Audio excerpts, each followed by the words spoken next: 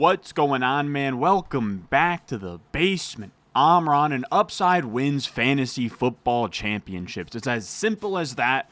Fantasy football boils down to stacking up your team with as much upside as possible without sinking the ship. So today we're going to talk through 7 players that could either break fantasy football or break your heart and kill your fantasy football team. These are players getting drafted inside of the top 6 rounds of fantasy football drafts that I think have the upside to win leagues or completely crush a roster spot. As always, if you enjoy, leave a like, subscribe if you're new, and let's talk about our first player and really the inspiration for this video, Saquon Barkley. Now, when you say inspiration for this video, I was inspired to do some digging on the downside of Saquon Barkley, this video honestly being the vehicle for that.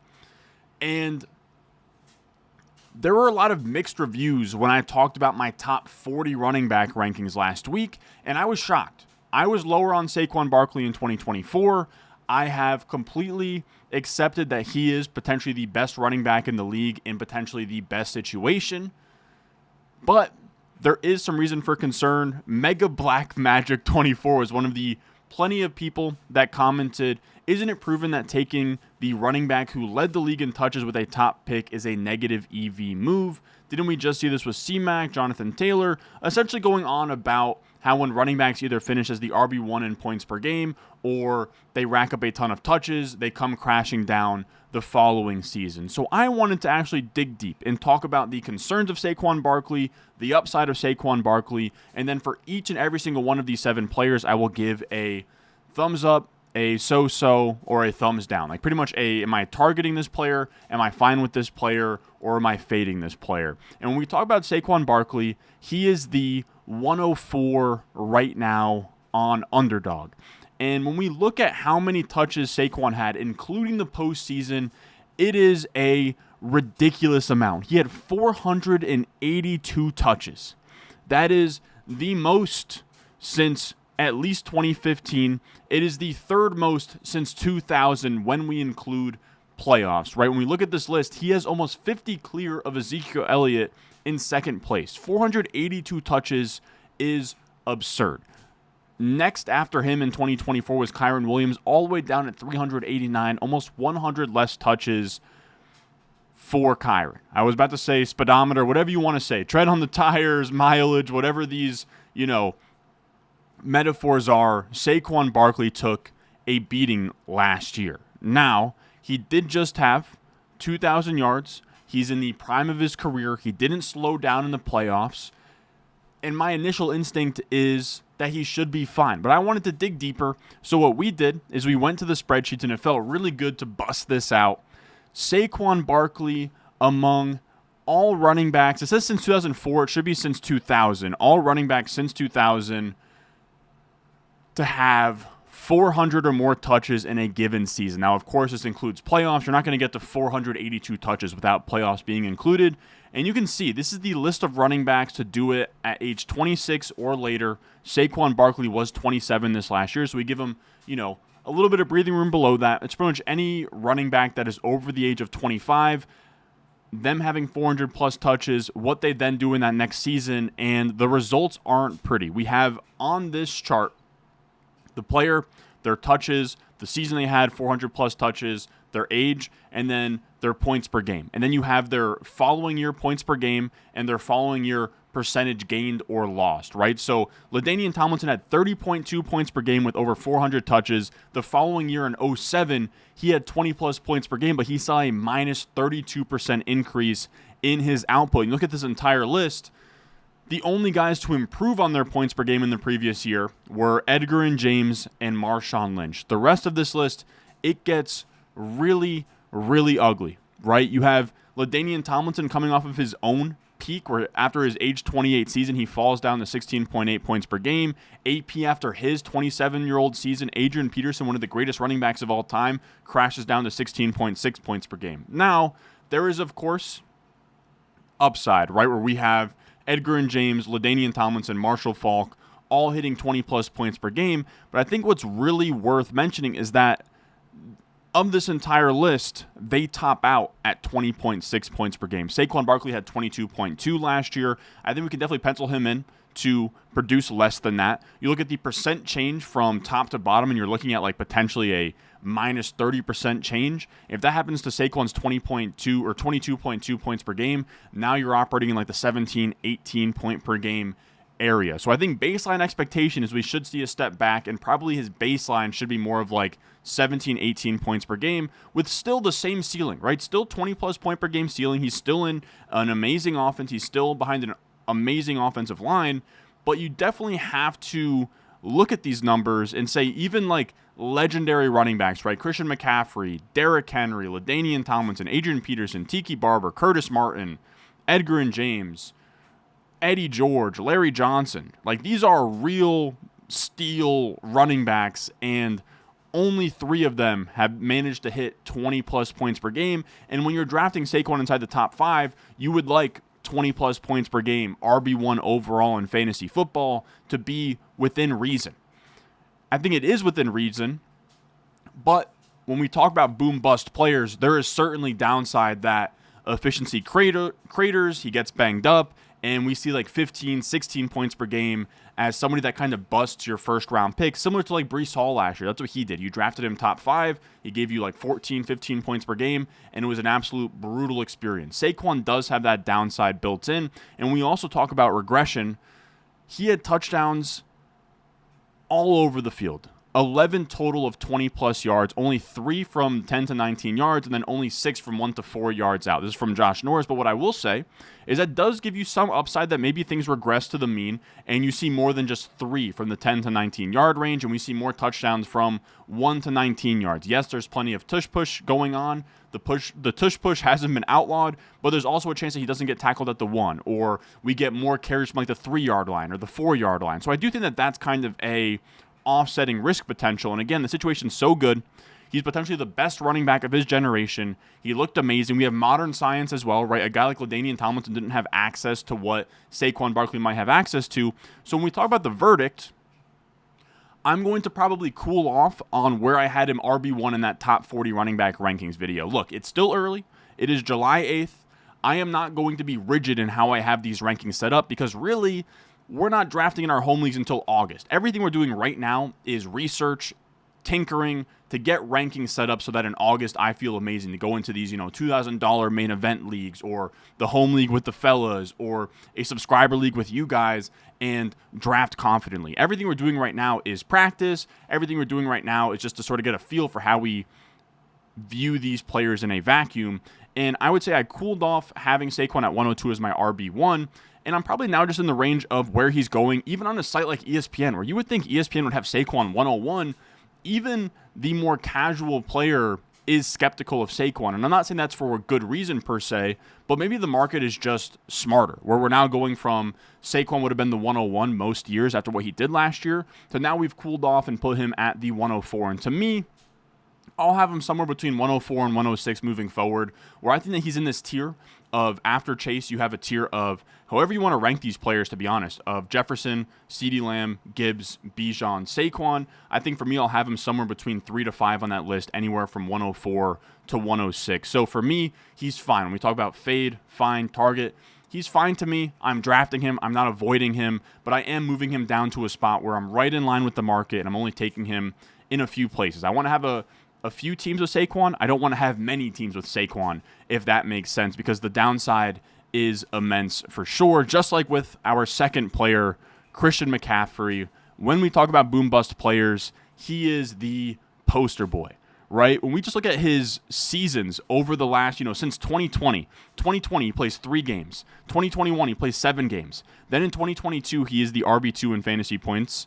Then in 2023, he's the RB1. And then last year, he plays 4 games. So he is the definition of feast or famine. And we look at his injury report, it is a CVS receipt of injuries since 2020. He, last year, sprained his PCL, Achilles tendonitis. Before that, we're talking calf strain, oblique strain, thigh strain, ankle sprain, hamstring strain, thigh injury, AC joint sprain, high ankle sprain. But the positive thing with McCaffrey always is that we're yet, and this is, knock on wood, but we're yet to get a major injury, right? Like, nowhere on this list does it say torn ACL, torn Achilles, torn MCL.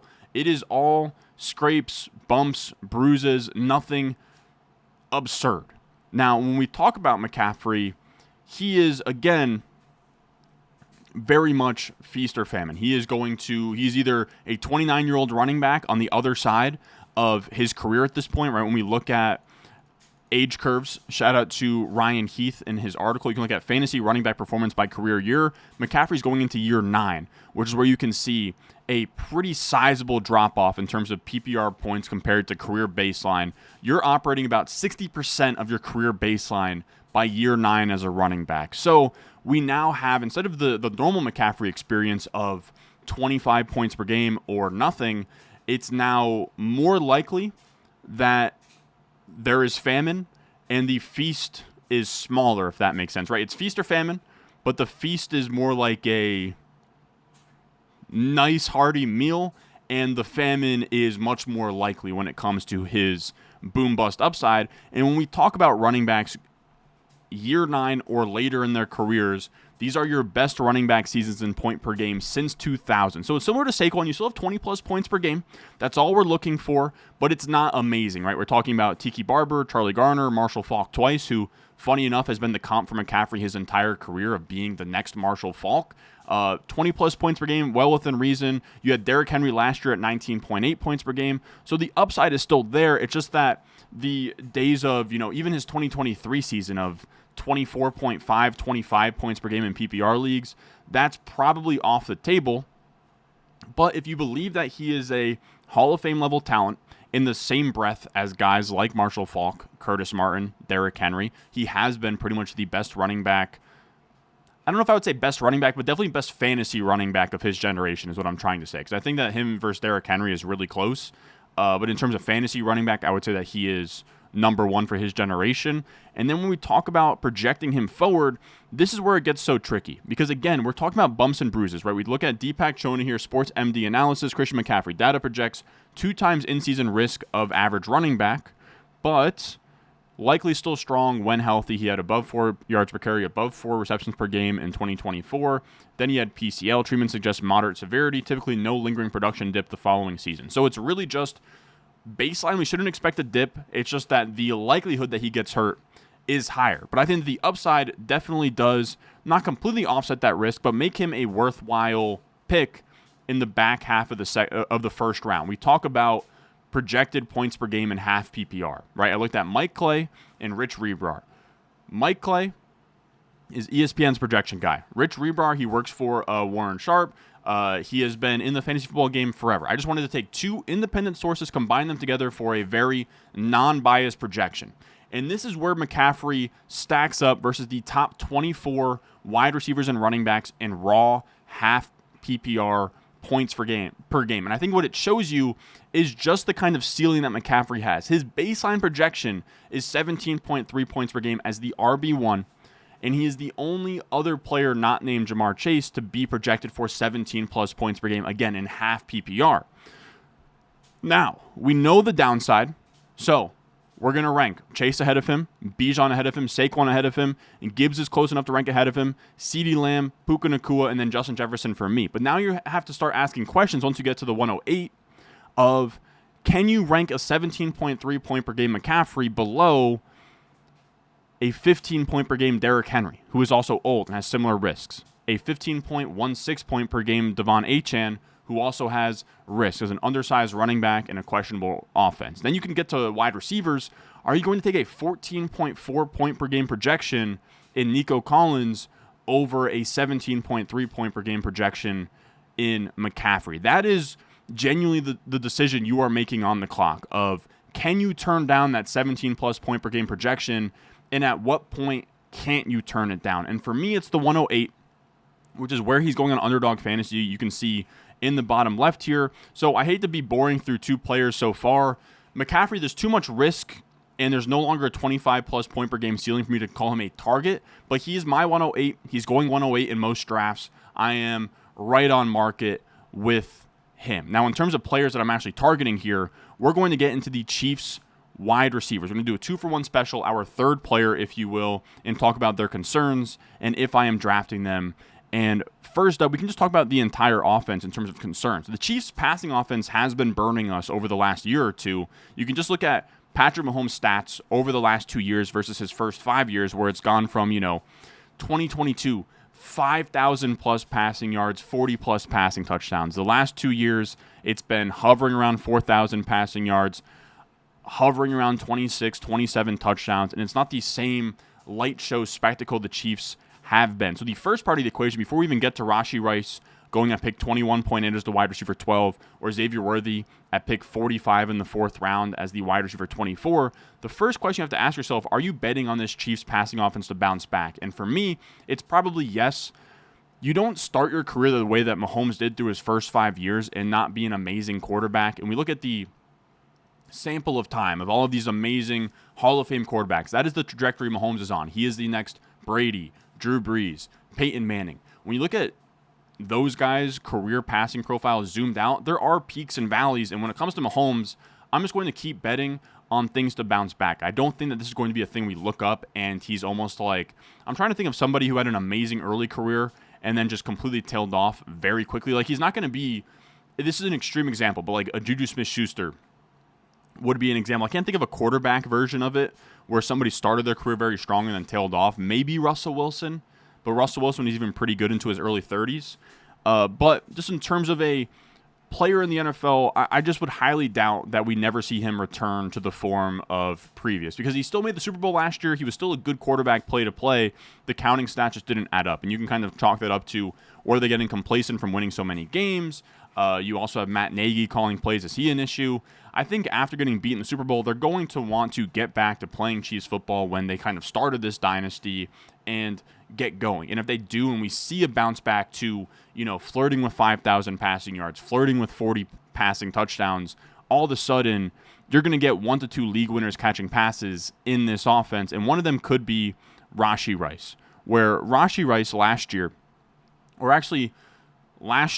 plus his 2023 playoff run, plus his post-bye in 2023, just to get a larger sample than just the weeks 1 through 3, because weeks 1 through 3, he was the wide receiver 2 in points per game with 21.6 points per game, but that's a very small sample. You zoom it out here, like David did at DSP 4150, he had 2.39 yards per out run, 26% targets per out run, low ADOT 4.7. That's probably the biggest issue I have with Rashee Rice outside of the knee injury that we'll get into, but 17.4 points per game over that entire sample of 2023 post-bye, 2023 playoffs, and 2024 early season. He's heading into year 3. You can get him at the back half of the second round. To me, he's an absolute smash for that reason. Now, what I will say is he's really only an absolute smash. Like on Underdog, he's fine as like a late second. I'm taking him whenever he's there. But I'm calling him a smash because when you go to ESPN or a sleeper, he's going to be a value again, where he is getting valued right now at like the 3-4 turn. As a late 3rd round pick, he is an absolute smash every single time when he's on the board, Rashee Rice. Now, in terms of his injury, it wasn't a clean ACL tear, which should leave you being optimistic. He's also a younger player. Deepak Chona here says Rashee Rice likely cleared, suspect faster return to form than ACLs. Before that, June 8th, he said October surgery, fixed LCL in the hamstring, 4 to 6 month return timeline.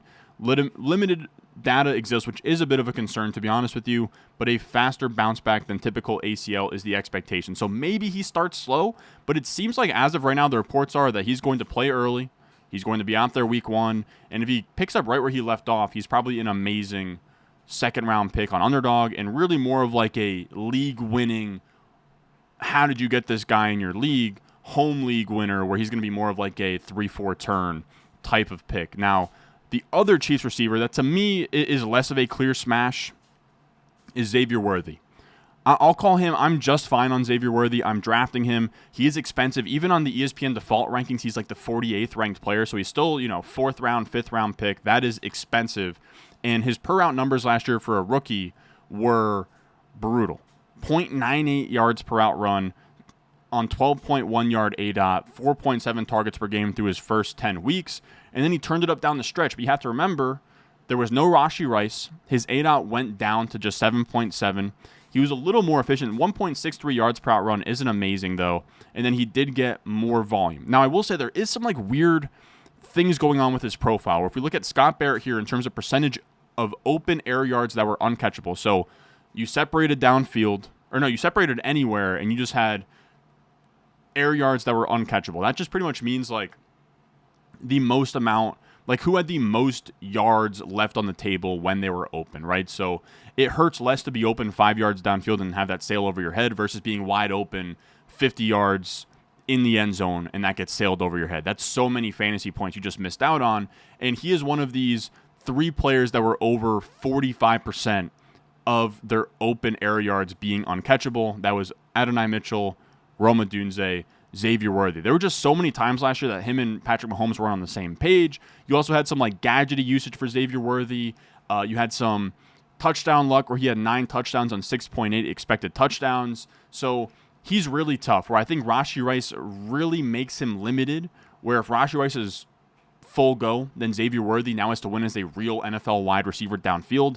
That's asking a lot. He's undersized. He wasn't efficient last year. He did have the monster Super Bowl game, which if he can build off of, that is exciting. At the end of the day, he wasn't a complete dud.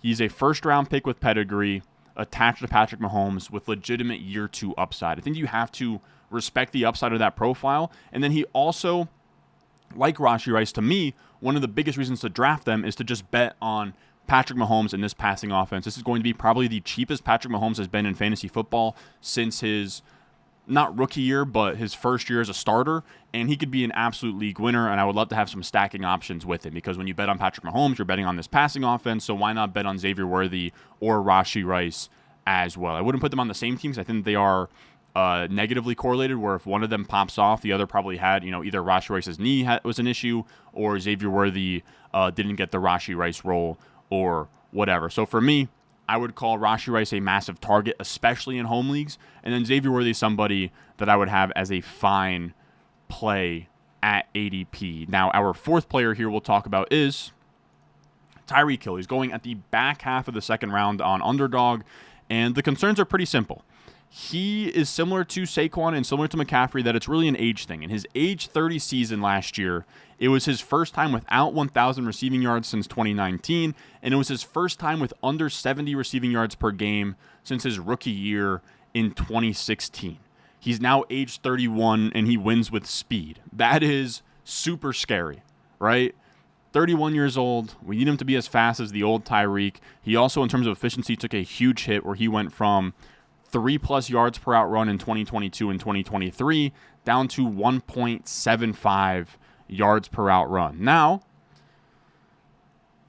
this is where we start to apply excuses if you are in the excuse game. You had a offseason wrist surgery, I believe this year. Last year he had a wrist injury, which would make him more of a decoy and hurt his per route numbers.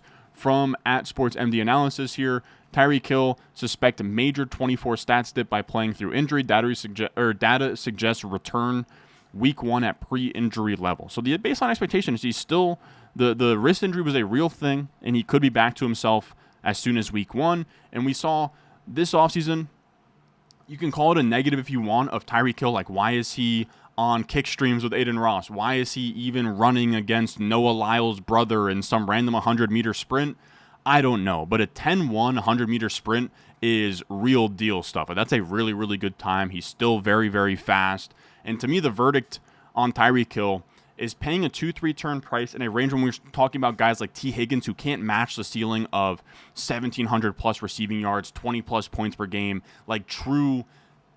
Tyreek Hill has the upside that the season could be decided on what team drafted him at the 301 or the 302 in your home league. Like, that is a very real situation where a team starts out, maybe they start out like Bijan, Brock Bowers, Tyreek Hill. They have the RB1, the tight end 1, and the wide receiver 1, and they win your league outright. That is how simple leagues could get decided in 2025, just from my point of view. So when it comes to that, for me, Tyreek Hill is an absolute smash at that 2-3 turn price tag. Moving on, we have Jameson Williams, and to me, he is the poster boy for boom bust. He is the boom bust upside wide receiver 2, wide receiver 3 archetype. He goes at wide receiver 25 on Underdog, and I just wanted to show you guys, I'm not drafting much of him.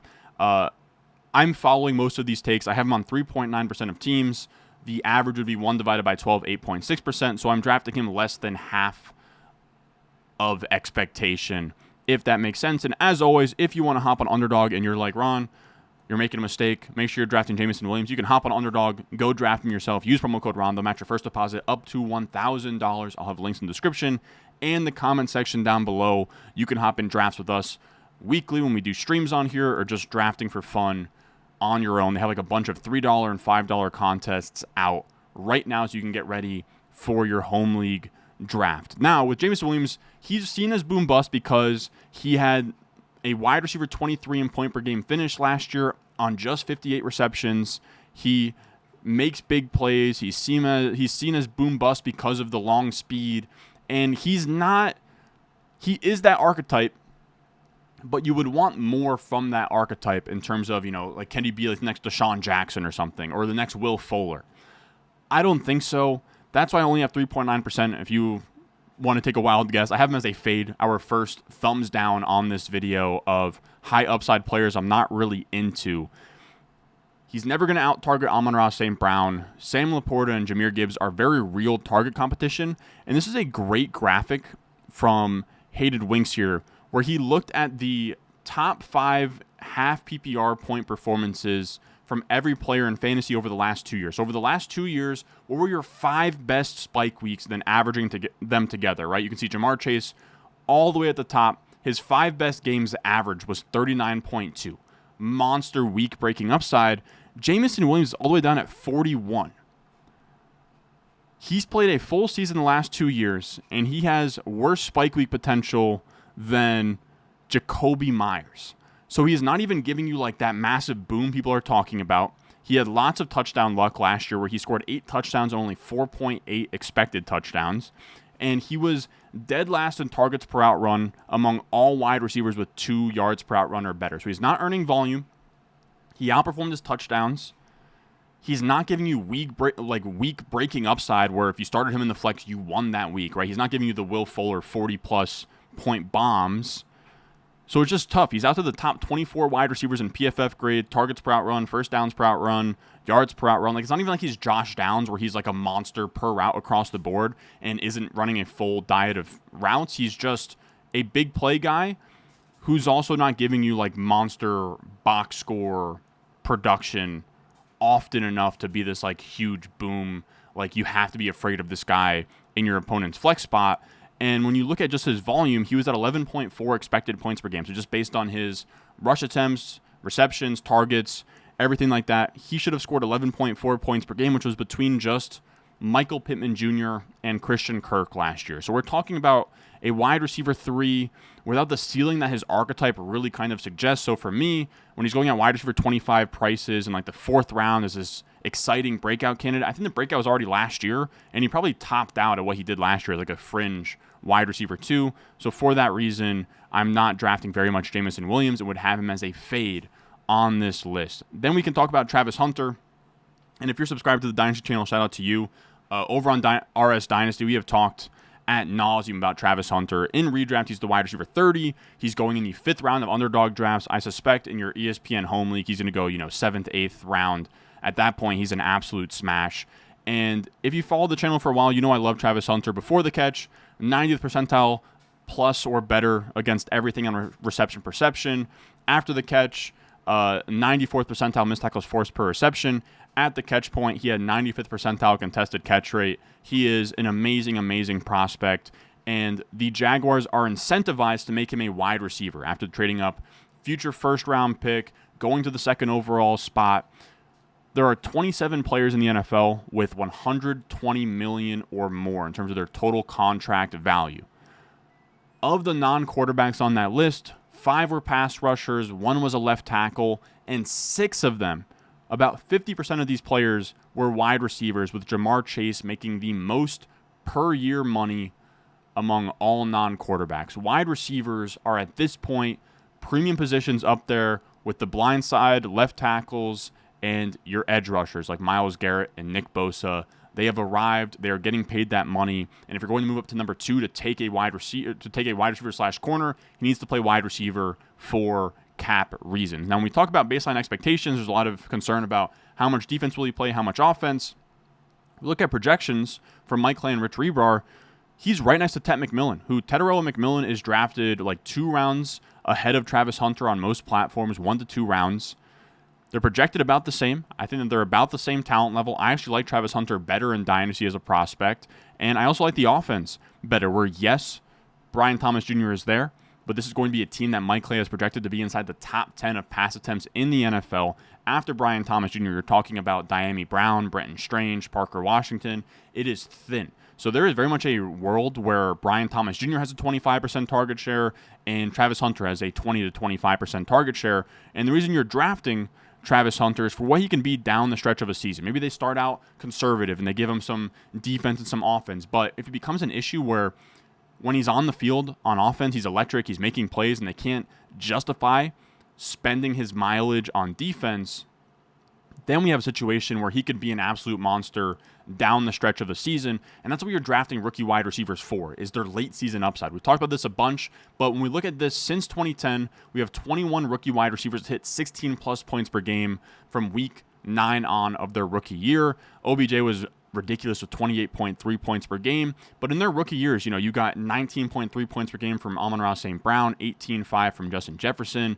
Last year, Brian Thomas, 17.8. Like, these are guys that you are drafting as, right, he's the wide receiver 30, and out of nowhere, for the playoff run, he is giving you wide receiver 7 production, and that to me is just upside that you can't really capture anywhere else. So for me, I'll be drafting a lot of Travis Hunter because I think he has upside to that, or he has access to that upside. And then our last boomer bust player here will be Joe Mixon.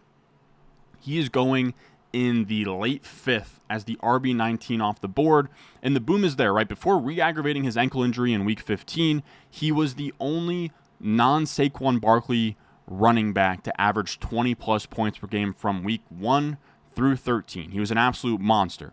Now, we have the ankle issue that actually made him brutal from weeks 15, 16, and 17 being an issue where he was reportedly in a boot in the offseason. We have at Sports MD analysis here saying that Joe Mixon's in a boot. It's concerning. High ankle and severe foot history. Likely ready week 1, but increased risk in season.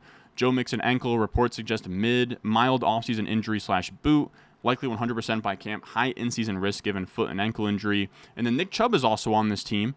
85% of 23 level week 1, but 49% of carriers had contact behind the line of scrimmage. So Nick Chubb is now in that backfield. And when we talk about someone who is going to go actually probably the opposite of Travis Hunter or Rashee Rice, Joe Mixon's a late 5th on underdog is probably going to be more of like a 4th round pick in your home league. And to me at that price, I am all set. We looked at this earlier with Christian McCaffrey, but these 2017 running backs, right? All of these guys from that draft class. You have to remember, this class, yes, has McCaffrey, Mixon, James Conner, Kamara. That class also had Leonard Fournette, and it had Deontay Foreman, and it had Dalvin Cook, guys who are just dust. Father time is coming for all of these guys, and I don't think Mixon has the upside to offset that. He has the injury history. Last year, he wasn't very good either. He was just a top 5 running back in volume in terms of expected points per game. He wasn't very efficient on that volume, and I just think another year, this ankle issue. We also have this Houston offense without Bobby Slowick, who was giving him a lot of that volume, now gets a new offensive coordinator. We get Nick Chubb in the mix. They trade a 2026 third-round pick, so essentially day 2 draft capital is invested in their new rookie running back, Woody Marks, where now maybe we see instead of him being a top 5 expected point per game guy, he's more of like RB13, RB14 expected points per game. And if he's underperforming that, you're talking about like a 12 point per game, 13 point per game running back you can just replicate off of waivers. So I'm not huge on him. The Houston Texans offensive line in PFF's preseason offensive line rankings is ranked 32nd. There's going to be no efficiency behind this offensive line. There's going to be less rush attempts. He's probably going to get taken off the field on passing downs for Woody Marks. And I just don't see a world where the boom is really in Joe Mixon's range of outcomes. So I would rather have in his range, I'd rather have James Conner. I'd rather have Alvin Kamara. If I want maximum upside, I'm shooting for RJ Harvey or Trevion Henderson. So for me, the final verdict on Joe Mixon is I would have him as a fade and somebody that will break your heart in this 2025 fantasy football season. But that's going to do it for us today. I will be honest, I wish that this was shorter.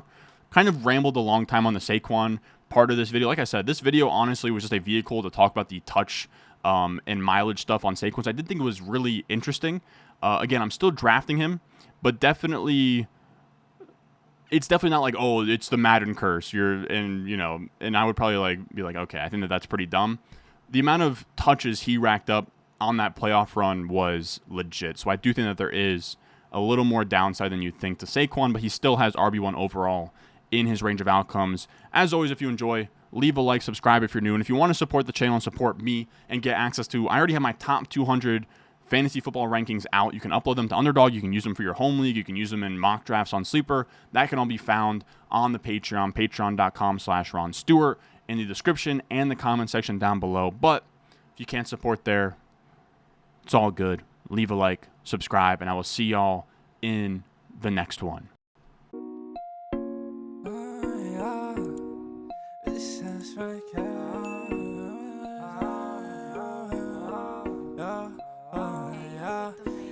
Stones, like this froze, ice cold.